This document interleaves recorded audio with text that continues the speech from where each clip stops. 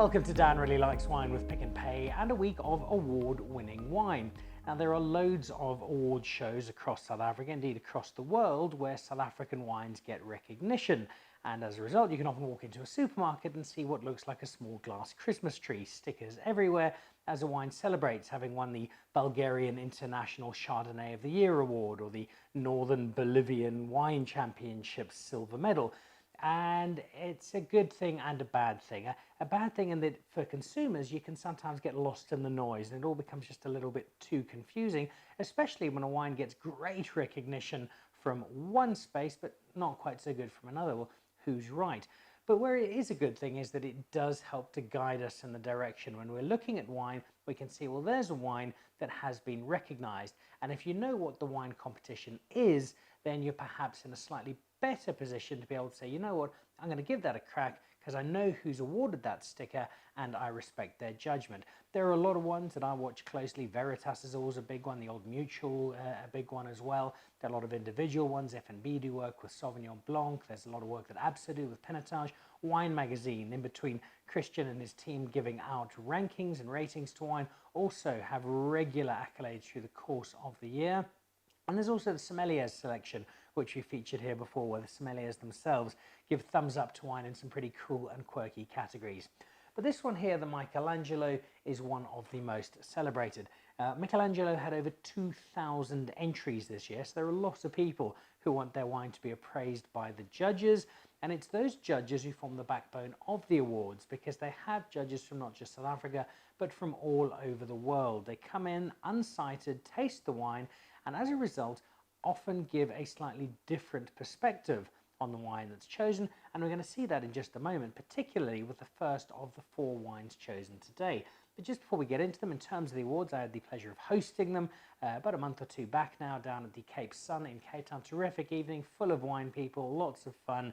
It was a really, really good night and a fantastic tribute to the wine industry as a whole. I thoroughly enjoyed myself. Emile Joubert, who you saw recently on our Canon Cop episode, was also there. He does a lot of media around the awards, and they got due recognition for celebrating a wide variety of great South African wine. So a terrific night out.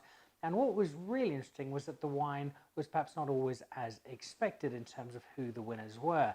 There was a lot of celebration for Bourplas. They had a really, really good night out. The Bayede marketing team who do King Goodall's Velatini's wine, they got plenty of celebration. There are also lots of spirits that's included in the Michelangelo competition as well.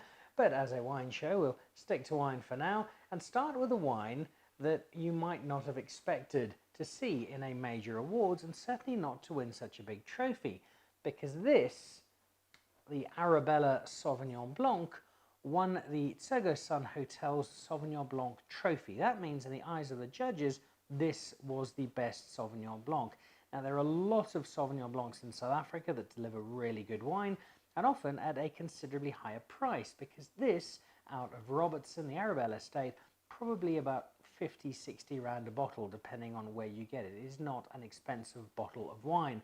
The Arabella estate I first got to know, 20 years ago, when I had a part-time career as a DJ playing birthdays and 21sts with very limited success. But I went out to Robertson and played Jamie DeVette's birthday, and lo and behold, a few decades later, I now find myself with a bottle of wine from the estate that he now oversees. Been in the DeVette family for a long time. Robertson is crawling with DeVettes. Many of them make terrific wine. And this from Arabella, the 2019 Sauvignon Blanc, winning that trophy for the best Sauvignon Blanc of them all.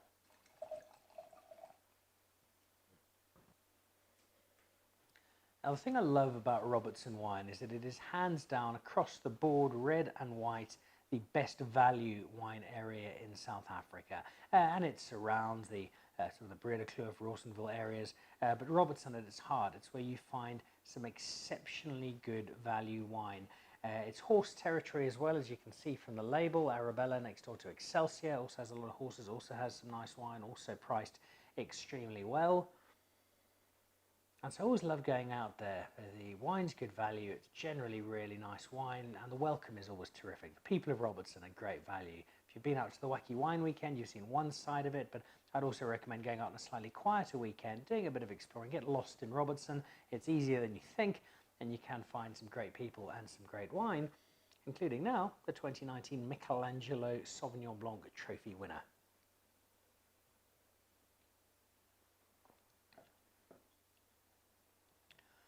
Now, there were definitely some eyebrows raised when this won. You could see it in the audience. People were expecting something of a bigger name in this Sauvignon Blanc world. But this is a really nice Sauvignon Blanc. For 2019, you know it's young, but it's not nearly as acidic as you'd expect. It's got a fresh gooseberry feel on the nose. It leads into a nice balanced sense of fruit.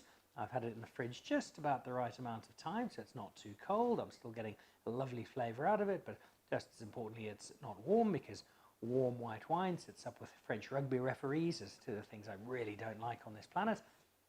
And it's just drinking really nicely. It's easy, it's comfortable, it's a beautiful sip of wine, and it is exceptional value. Now, the value didn't come into play when they chose this award. It just happens to be an added bonus. It's not often you can head off and buy a champion trophy winning wine at 50 or 60 rand. And it's one, and this is your warning, that's going to slip down very quickly, because it's smooth, it's cool, it's refreshing, it's ideal for summer. If you're going to go buy yourself a case of wine, nip down to your local Pick and Pay, see if they've got this on stock, and get hold of it. There should be a Michelangelo sticker on it by now, and very proudly so. And this, not just on price, but on quality of wine, is a really good example of South African Sauvignon Blanc. From Sauvignon Blanc to Chenin Blanc, not too far away from Robertson, this is the Vierge, the Stofberg family vineyards, and this is the Mariette Chenin, and this won the Koning Nagel Chenin Blanc trophy. And it's from an area of South Africa that you'll have heard me espouse the wonders of Chenin Blanc from. Across the whole area, they make some terrific Chenin Blanc. This is the La Belle Rebelle, they call it, and PJ Stofberg and his daughter Mariette decided to come together and create something rather special, making the very best of their Chenin Blanc resources. This is the result, and it is a result that has seen them win the trophy for the best Chenin Blanc. There was a fair amount of Chenin entered. Now, I judge Chenin particularly closely at the moment, just because I'm having so much fun drinking it. And some of the Chenin I've had this year, the Chris Alhide Magnetic North's been superb, the Hope Margarita was good, or Ken Forrester is Ken Forrester, he's a magician. But this one is a fairly recent addition to my Chenin Blanc experience. I have had it once before, and I'm going to have it many more times, even just on the nose. It could taste absolutely horrible, and I'd sit and just sniff it all day, because it's got a beautiful whisked butterscotch on that nose. But I don't have to just sniff it, because having drunk it before, I have it on very good authority, mine, that it's lovely.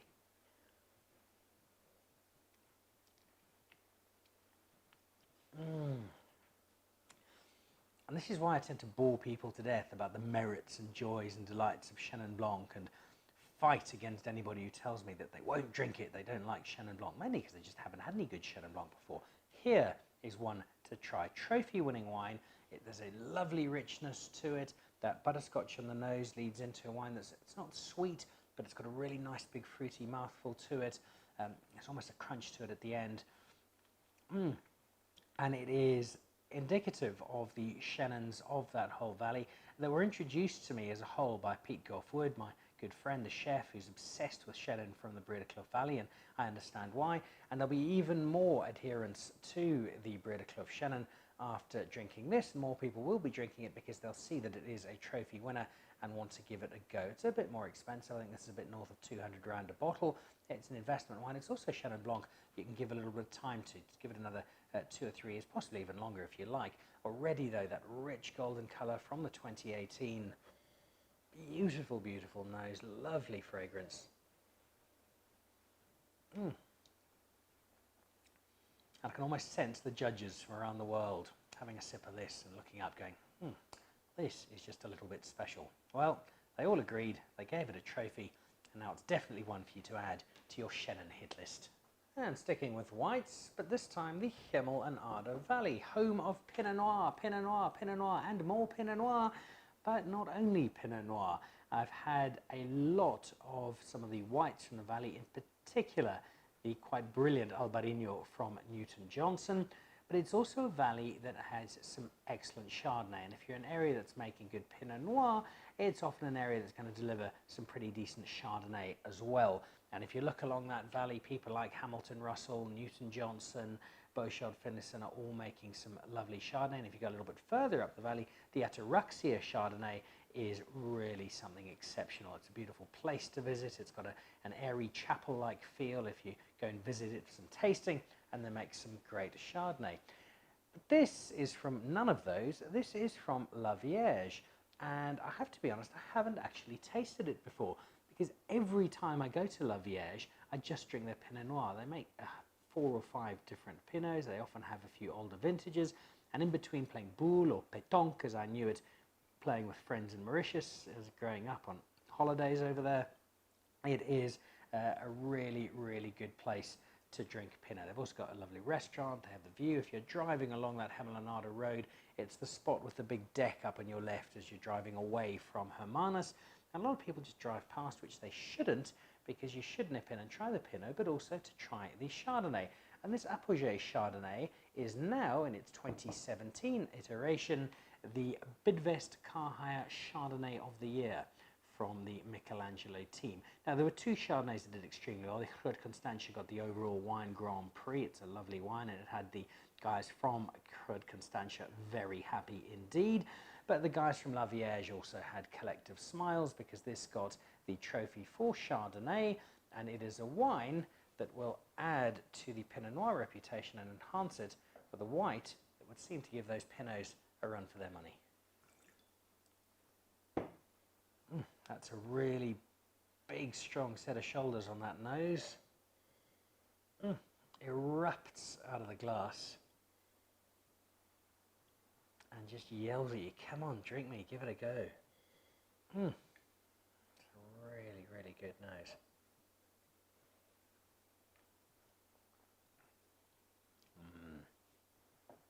Oh yeah, a little bit more citrus than I was maybe expecting, but again, that rich platform, that layered feel that all the best Chardonnays have. Not quite as butterscotchy as the nose of the previous wine, but still that creaminess, that smoothness. And a wine like a lot of the best white wine, in particular Chardonnay and chenin, that says it's drinking really nicely now, but it does deserve some investment in the cellar before you open the rest of your case. And case I would buy, given that it's not just a trophy winner, it's just a really, really good wine from La Vierge. And it enhances what is already a strong reputation for Chardonnay through the valley. Yes, Pinot Noir is the big calling card, but Chardonnay's really not that far behind.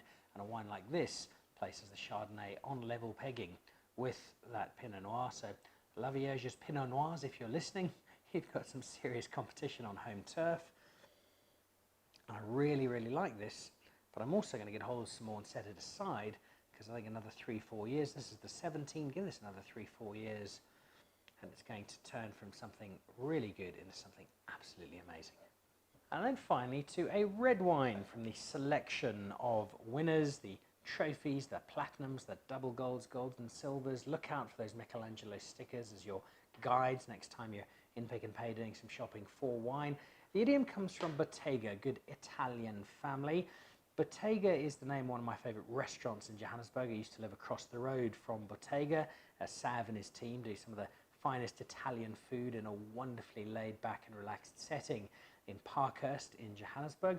But Bottega is also the name of the wine estate run by the Bottega family. They're an Italian family now in South Africa, and the new generation of Bottegas, all roughly my age, so mid-20s, who are looking after the brand, custodians of it, working on the marketing and design together with the previous generation, and employing that love of Italy. So you'll see a lot of Italian grapes come through into the wine that Bottega makes, but this is very much a Bordeaux blend. It's the 2015, it's out of Stellenbosch. Stellenbosch red wine 2015, match made in winemaking heaven.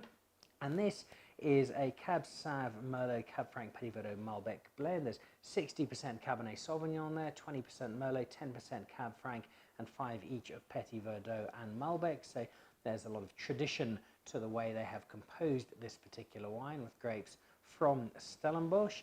It's a wine that they back as one to keep, and I think a lot of the better 2015s, you do face that dilemma. Do I drink it now because it's incredible, or do I hold out and drink it a little further down the road? It's always a juggle that you will have to have yourself. But I've got the 2015 here, and this was the Bidvest Loungers Bordeaux Blend of the Year at the Michelangelo Awards. It's always an eye-catching bottle, that tall, slim, slender look that looks from one side like it could perhaps have some balsamic vinegar in. It certainly has anything but vinegar. It has some of the finest red wine Stellenbosch has to offer.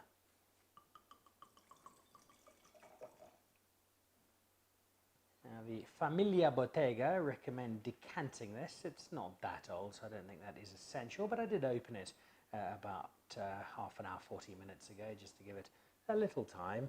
Granted, there's not that much air that's impacting with the wine still sitting in the bottle, but it does still allow it to breathe just a touch. And now that it's open here, it's getting some of the air of the cellar, and it's also giving me a fabulous nose. All leather and smoke and good red wine things on a nose.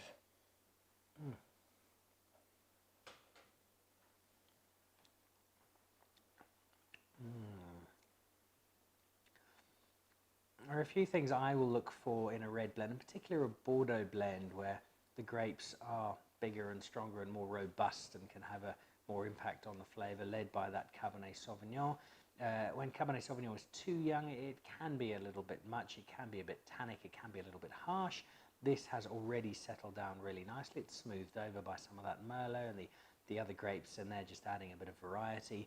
And the composure and the balance I love, where you feel that you're drinking something, you can't quite put your finger on everything. So you can sense there's a leading role played by Cabernet Sauvignon, but they're little pockets of excitement that hit your palate.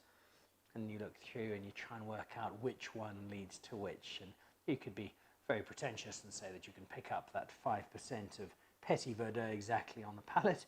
That's a little beyond me, but I do know that coming together, it's creating a really nice symphony of red wine, and one that's just a treat to drink. As it would be for the judges. Now, the judges were doing all this 3 months ago or thereabouts. I had to try over 2,000 wines. I sincerely hope they've recovered by now, because that's a really solid effort. But the reward is, and particularly for the international judges, discovering the South African wine world and seeing what rude health it is in, and for the South African judges, discovering something like an Arabella Sauvignon Blanc and realizing that although it's in more the entry-level space of the world of wine, it's a really, really nice bottle of a grape that South Africa drinks a lot of, and which now has a champion that is accessible to a far wider stretch of the audience. The Apogée and the Mariette, both a bit more expensive, both a little bit more intense, possibly not appealing to as wide an audience as Sauvignon Blanc, simply because so many people drink Sauvignon Blanc and nothing but Sauvignon Blanc when it comes to white wine. But they are two terrific examples of chenin and chardonnay.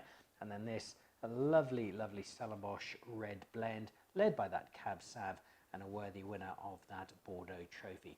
Now, these were just four. If you get a chance, nip onto the Michelangelo website. Lorraine and her team have got all the winners up, and you can see who won what, not just the trophies, but the platinums and the double golds and the golds. And when you look at the prices of some of them, you'll see that some very inexpensive wine, in the greater scheme of things, is getting recognition from some pretty impressive judges, people like Miguel Chan and a whole pile of great South Africans, plus the internationals. So together they came up with the awards for 2019. The evening itself was fantastic. I absolutely loved it.